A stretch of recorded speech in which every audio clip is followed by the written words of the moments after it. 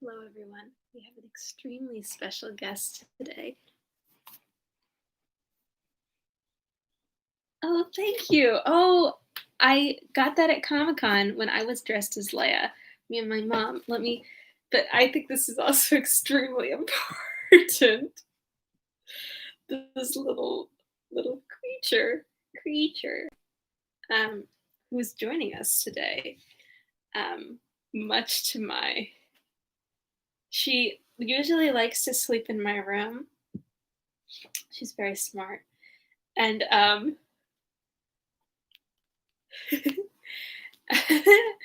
uh, but we took my bed out, so now she doesn't have anywhere to sleep. But this chair, in the right light, she blends into it. So she's here joining us today because she has nowhere else to go, and I've locked her in, which is not my intention, but it is what happened. So we'll just get some cat ears in the shot. I suppose, I'm not the most important. This is what we're all really here for. So this is how I'll read today. Maybe if I push this back, we can have the best of both worlds. I don't think I can go back far enough. This is film. I agree. Oh no, she's gone. Disaster. Okay, well, I'm gonna let the cat out and also turn on my fan, and I'll let you look at my Leia post picture.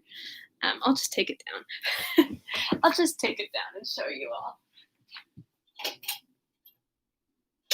Okay, cat. Adios, muchacho. Beep, beep. Okay.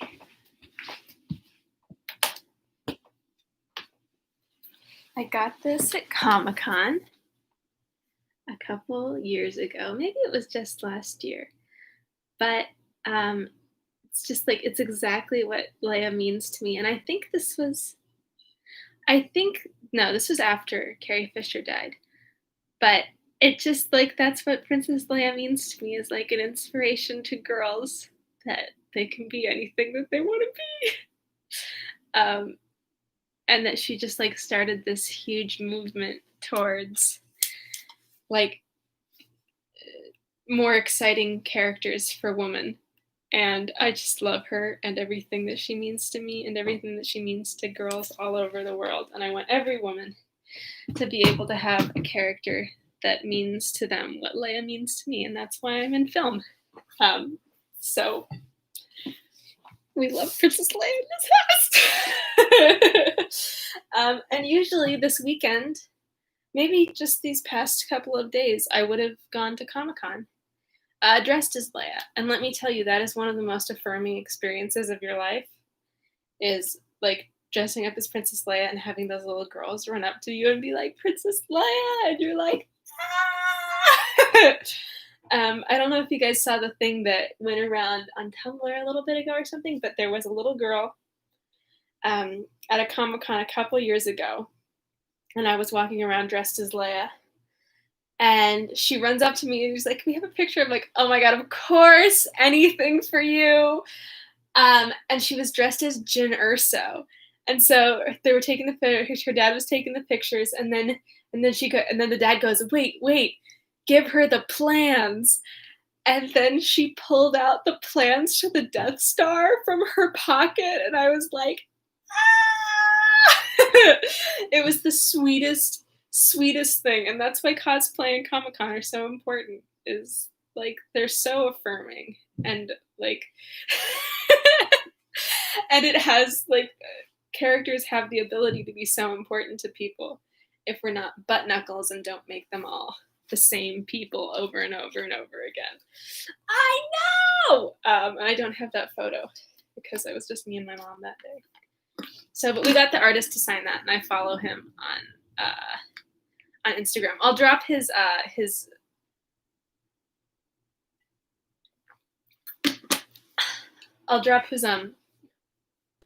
what's it called? His tag? Is that how the youth say it? This is just me and Shabak having a conversation and two other schmucks having to deal with it, and that's how I like it.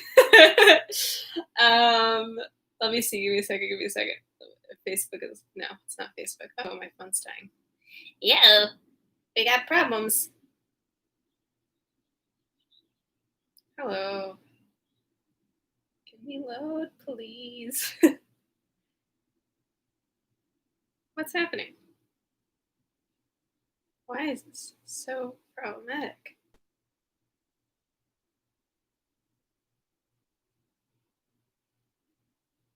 Who is this person? Why can't I today? Oh, huh?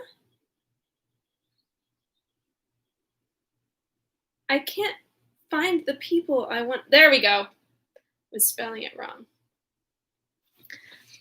This is the guy. It's Mau Artist, MAU Artist. And if I scroll back far enough, this is the real treat. The unexpected treats of coming to this every once in a while. Maybe he took it off. Do, do, do, do, do, do.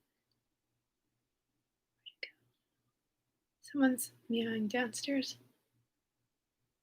There's a picture of Princess Leia. Where's the picture of Princess Leia? Here we go, here we go. Maybe. This is rude.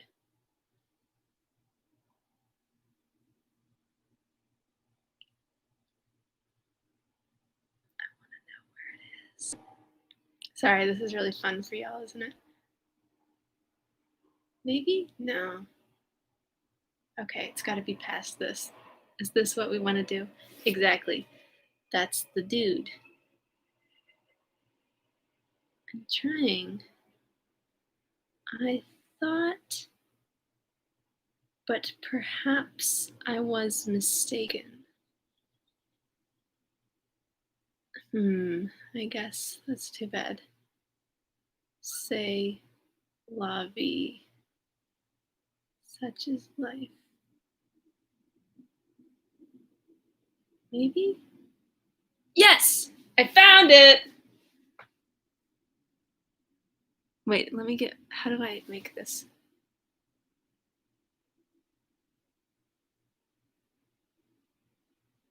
I'm so glad we're both looking. Some other schmuck left. But yeah, that's my mom and I at Comic-Con with our little poster. So now I'll start reading. Oh, what a fun time. Okay. I'm going to do 2 chapters today because they're both pretty short. Where am I? What happened? Oh, so yesterday, Nellie was like, I'm going to go look. She got sick for a while. Because she was getting better, she was like, Catherine, will you read to me like I do to you guys, except I'm less of an asshole than Catherine. So Nellie's like, Catherine, will you read to me? And Catherine's like, ugh, okay. So then, like, she gets really antsy, and Nellie's like, what the hell is going on? So finally, Catherine goes to bed, and Nellie's like, I'm gonna go check on her. And what does she find but Catherine not there? So she's like, So she waits in the room until Catherine comes back. And she's like, so, where you been? And Catherine's like, okay, so I'm gonna be honest with you. I've been seeing that guy that you told me not to see. And Nellie's like, oh my God, girl. And Catherine's like, yeah, so the first time I went to see him, it was really great. And then after that, he's always been super rude. So I don't know what that's about. But anyways, I think I love him and I'm going to keep seeing him. And Nellie's like, no, I don't think so. I'm going to go tell your dad. And that's where we are. We're at the telling dad portion of the story. So let's get into it. Wuthering Heights, Volume 2, Chapter 11. Oh dear. These things happened last winter, sir, said Mrs. Dean. Hardly more than a year ago. Last winter I did not think, and another 12 months. Oh my God, this is only a year ago? Hardly more than a year ago. Last winter I did not think at another 12 months' end I should be amusing a stranger to the family with relating them. Yet who knows how long you'll be a stranger? You're too young to rest always contented living by yourself. And I love some way fancy. No one could see Catherine Linton and not love her. You smile, but why do you look so lively and interested when I talk about her? And why have you asked me to hang her picture over your fireplace? And why— Stop, my good friend, I cried. It may be very possible that I should love her, but would she love me? I doubt it too much to venture my tranquillity by running into temptation, and then my home is not here. I'm of the busy world, and it's to arms I must return. Go on. Was Catherine obedient to her father's commands? So I don't know who in his right mind would listen to this story and be like, Catherine Linton is the girl for me. I don't, that's just not self-preserving. Okay. She was, continued the housekeeper. Her affection for him was still the chief sentiment in her heart, and he spoke without anger. He spoke in the deep tenderness of one about to leave his treasure amid perils and foes, where his remembered words would be the only aid that he could bequeath to guide her.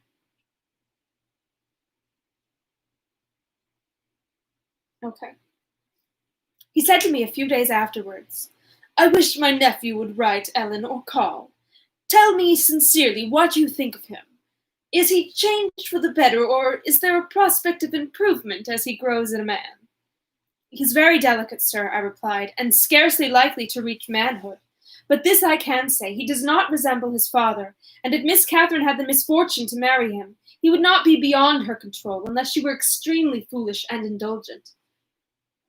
Excuse me. However, master, you'll have plenty of time to get acquainted with him, and see whether he would suit her. It wants 4 years or more to being his age, to being of— What? It wants 4 years and more to his being of age. Edgar sighed, and walking to the window, looked out towards Gimmerton Kirk. It was a misty afternoon, but the February sun shone dimly, and we could just distinguish the 2 fir trees in the yard, and the sparely scattered gravestones. I've prayed often, he half soliloquized, for the approach of what is coming, and I now began to shrink and fear it. I thought the memory of the hour I came down that glen a bridegroom would be less sweet than the anticipation that I was soon, in a few months or possibly weeks, to be carried up and laid in its lonely hollow. Ellen, I've been very happy with my little Cathy. Through winter nights and summer days she was a living hope at my side. But I've been as happy musing by myself among those stones under that old church, lying through the long June evenings on the green mound of her mother's grave, and wishing, yearning for the time when I might lie beneath it. What can I do for Cathy? How must I quit her? I do not care one moment for Linton being Heathcliff's son, nor for his taking her from me, if he could console her for my loss. I'd not care that Heathcliff gained his ends and triumphed in robbing me of my last blessing. But should Linton be unworthy, only a feeble tool to his father, I cannot abandon her to him. And hard though it be to crush her buoyant spirit, I must preserve in making her sad while I live, and leaving her solitary when I die. Darling, I'd rather resign her to God than lay her in the earth before me. Resign her to God as it is, sir, I answered, and if we should lose you, which may he forbid, under his providence, I'll stand her friend and counselor to the last. Miss Catherine is a good girl. I don't fear that she will go willfully wrong, and people who do their duty are always finally rewarded. Spring advanced, yet my master gathered no real strength, though he resumed his walks in the grounds with his daughter. To her inexperienced notions, this itself was a sign of convalescence, and then his cheek was often flushed and his eyes were bright. She felt sure of his recovering.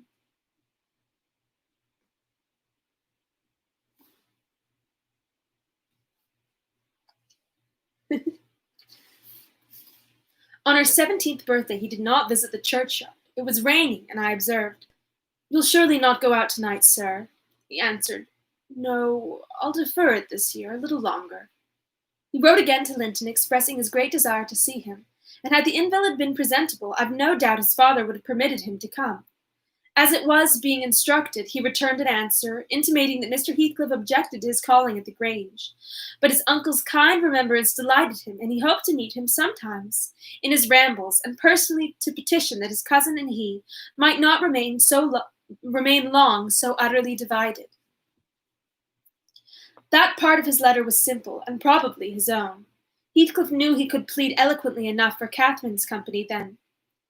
"I do not ask," he said, "that she may visit here, but I am never to see her because my father forbids me to go to her home, and you forbid her to come to mine. Do now and then ride with her towards the heights, and let us exchange a few words in your presence. We have done nothing to deserve this separation, and you are not angry with me. You have no reason to dislike me. You allow yourself. Dear uncle, send me a kind note tomorrow, and leave to join you anywhere you please, except at Thrushcross Grange. I believe an interview would convince you that my father's character is not mine. He affirms I am more your nephew than his son, and though I have faults which render me unworthy of Catherine, she has excused them, and for her sake you should also. You inquire after my health. Well, it is better, but while I remain cut off from all hope, and doomed to solitude, or the society of those who never did, and never will like me, how can I be cheerful and well?" Edgar, though he felt for the boy, could not consent to grant his request, because he could not accompany Catherine. He said in summer, perhaps, they might meet. Meantime, he wished him to continue writing at intervals, and engaged to give him what advice and comfort he was able by letter, being well aware of his hard position in his family. Linton complied, and had he been unrestrained, would probably have spoiled all by filling his epistles with complaints and lamentations. But his father kept a sharp watch over him, of course, and insisted on every line that my master sent being shown. So, instead of penning his peculiar personal sufferings and distresses, the themes constantly uppermost in his thoughts, he harped on the cruel obligation of being held asunder from his friend and love, and gently intimated that Mr. Linton must allow an interview soon, or he should fear he was purposely deceiving him with empty promises. Cathy was a powerful ally at home, and between them they, at length, persuaded my master to acquiesce in their having a ride or a walk together, about once a week, under my guardianship, and on the moors nearest the Grange, for June found him still declining, and though he had set aside yearly a portion of his income for my young lady's fortune, in a short time to the house of her ancestors. Sorry, I skipped a line. His income for my young lady's fortune, he had a natural desire that she might retain, or at least return, in a short time to the house of her ancestors, and he considered her only prospect of doing that was by a union with his heir. He had no idea that the latter was failing almost as fast as himself, nor had anyone, I believe. No doctor visited the heights, and no one saw Master Heathcliff to make a report of his condition among us. I, for my part, began to fancy my forebodings were false, and that he must be actually rallying when he mentioned riding and walking on the moors, and seemed so earnest in pursuing his object. I could not picture a father treating his dying child as tyrannically and wickedly as I afterwards learnt Heathcliff had treated him, to compel this apparent eagerness, his efforts redoubling the more imminently his avaricious and unfeeling plans were threatened by the defeat of death. And that's the end of that chapter. I'm going to do a quick hair change and drink a bit of water, and then I'll be ready. Sometimes, I don't know, this is like a thick hair problem, but like sometimes you feel the weight of your hair pulling on your scalp, and it's extremely annoying and results in you having to do a hair quick change. And then this. So, if anyone's thinking about growing their hair out super long, just prepare yourself for the emotional inevitability of your hair being heavy. That's a beautiful thing. I did cut my hair, but now I don't feel, I want it to be like this short, but I'm not confident enough to just lop it. I feel like that's gonna end badly somehow.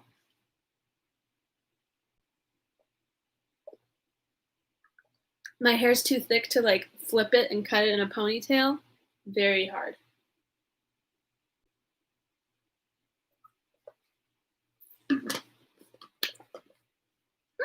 How did that? I feel like I'd have to have someone else cut it. But I support that. I've been my family's hair cutter, except for my mom. Incredibly brave. I love to hear it. Okay. Next chapter. Wuthering Heights, Volume 2, Chapter 12. Summer was already in its prime when Edgar reluctantly yielded his assent to their entreaties, and Catherine and I set out on our first ride to join her cousin. It was a close, sultry day, devoid of sunshine, but with a sky too dappled and hazy to threaten rain, and our place of meeting had been fixed at the guide stone by the crossroads. On arriving there, however, a little herd boy, dispatched as a messenger, told us that Master Linton were just at this side of the heights, and he'd be much obliged to us to go on a little further. Then Master Linton has forgotten the first injunction of his uncle, I observed. He bid us keep on the Grange land, and here we are, off at once.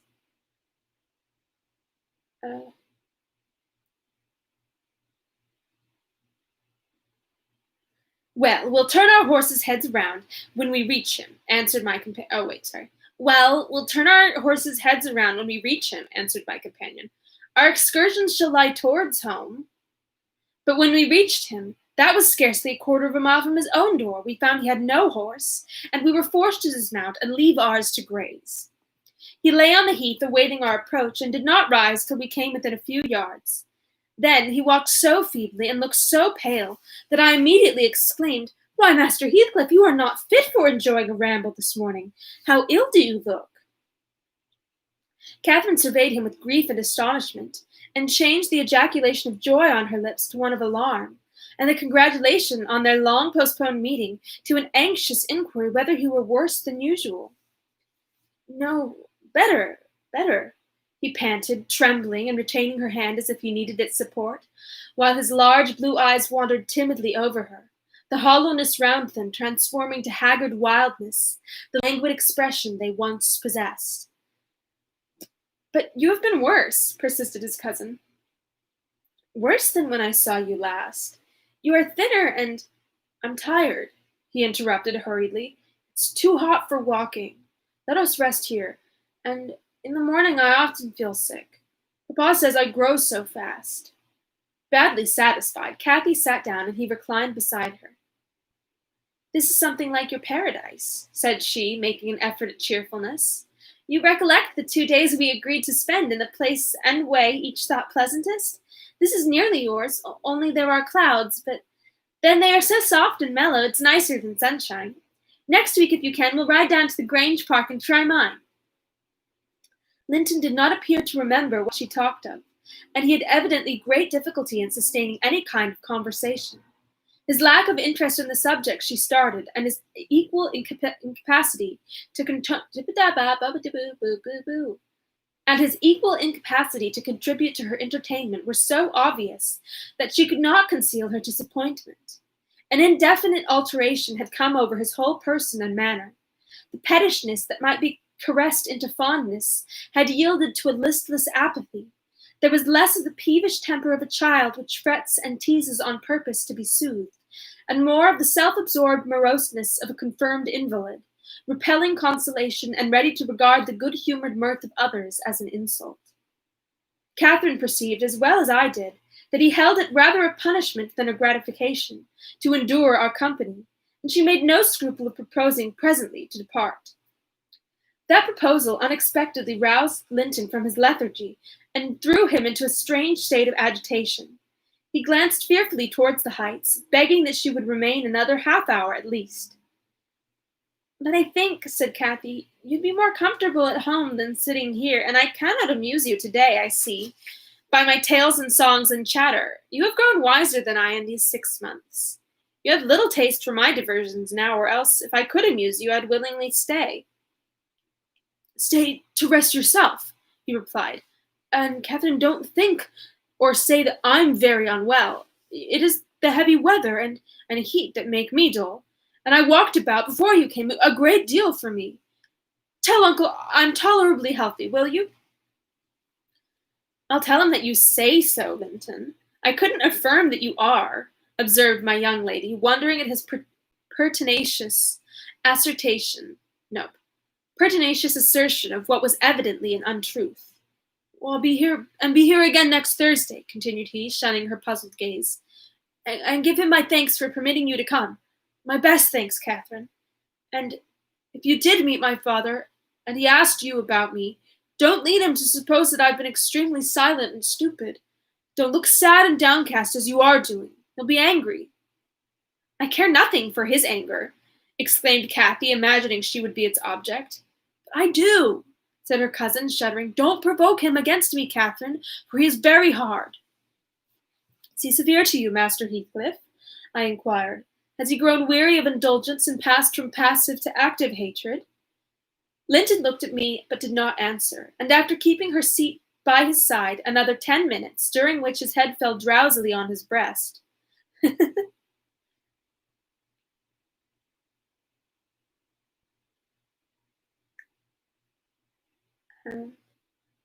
And he uttered nothing except suppressed moans of exhaustion or pain.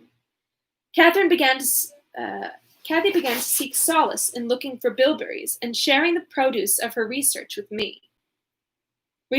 me. She did not offer them to him, for she saw further notice would only weary and annoy him. Is it half an hour now, Ellen? She whispered in my ear at last. I can't tell why we should stay. He's asleep and Papa will be wanting us back. Well, we must not leave him asleep, I answered. Wait till he wakes and be patient. You were mighty eager to set off, but your longing to see poor Linton has soon evaporated. Well, why did he wish to see me? Returned Catherine. In his crossest humors formerly, I liked him better than I do in his present curious mood. It's just as if it were a task he was compelled to perform. This interview, for fear his father should scold him. But I'm hardly going to come give Mr. Heathcliff pleasure, whatever reason he may have for ordering Linton to undergo the penance. And though I'm glad he's better in health, I'm sorry he's so much less pleasant, so much less affectionate to me. Excuse me. You think he is better in health, then? I said. Yes, she answered, because he always made such a great deal of his sufferings, you know. He's not tolerably well, as he told me to tell Papa, but he's better, very likely. There you differ with me, Miss Cathy, I remarked. I should conjecture him to be far worse. Linton here started from his slumber in bewildered terror, and asked if anyone had called his name. No, said Catherine, unless in dreams. I cannot conceive how you manage to doze out of doors in the morning. I thought I heard my father, he said, gasping, glancing up to the frowning nab above us. You're sure nobody spoke? Quite sure, replied his cousin. Only Ellen and I were disputing concerning your health. Are you truly stronger, Linton, than when we separated in winter? If you be, I'm certain one thing is not stronger. Your regard for me. Speak, are you? The tears gushed from Linton's eyes as he answered. Yes, I am. And still under the spell of the imaginary voice, his gaze wandered up and down to detect its owner. Cathy rose. For today we must part, she said, and I won't conceal that I've been sadly disappointed with our meeting, though I'll mention it to nobody but you. Not that I stand in awe of Mr. Heathcliff. Hush, murmured Linton. For God's sake, hush! He's coming! And he clung to Catherine's arm, striving to detain her. But at that announcement she hastily disengaged herself and whistled to Minnie, who obeyed her like a dog. I'll be here next Thursday, she cried, springing to the saddle. Goodbye! Quick, Ellen! And so we left him, scarcely conscious of our departure. So absorbed was he in anticipating his father's approach. Before we reached home, Catherine's displeasure softened into a perplexed sensation of pity and regret, largely blended with vague, uneasy doubts about Linton's actual circumstances, physical and social, in which I partook, though I counselled her not to say much, for a second journey would make us better judges. My master requested an account of our ongoings. His nephew's offering of thanks was duly delivered, Miss Cathy gently touching on the rest. I also threw a little light on his inquiries, for I hardly knew what to hide and what to reveal. And that is the end of the chapter. We've got a somewhat long one tomorrow, which is a problem, because that's when I have my internship. But we'll make it work. We will make it work. Oh man, indeed. That's how I gotta do a little kick every time I want to change my foot position. But that's good. This is one of the only times we've like perfectly hit 30. We usually don't do that.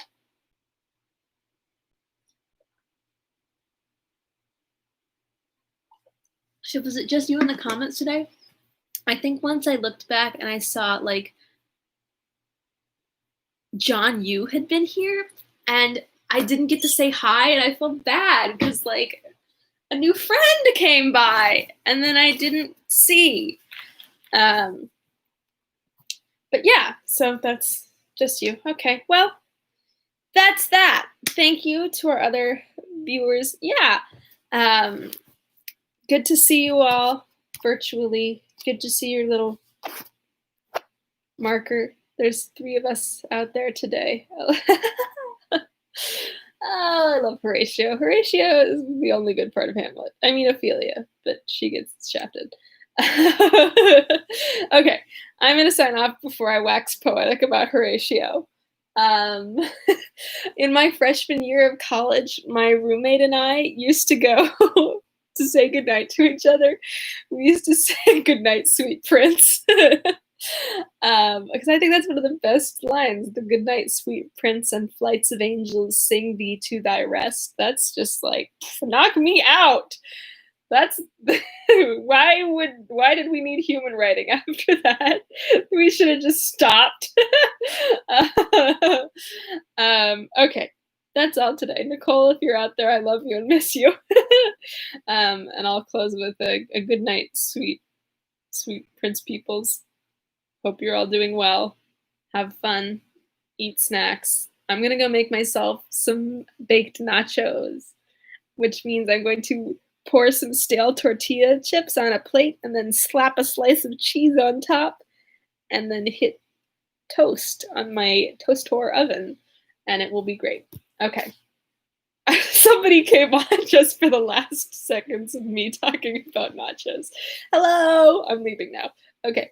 Bye and thank you. Have a good rest of your day.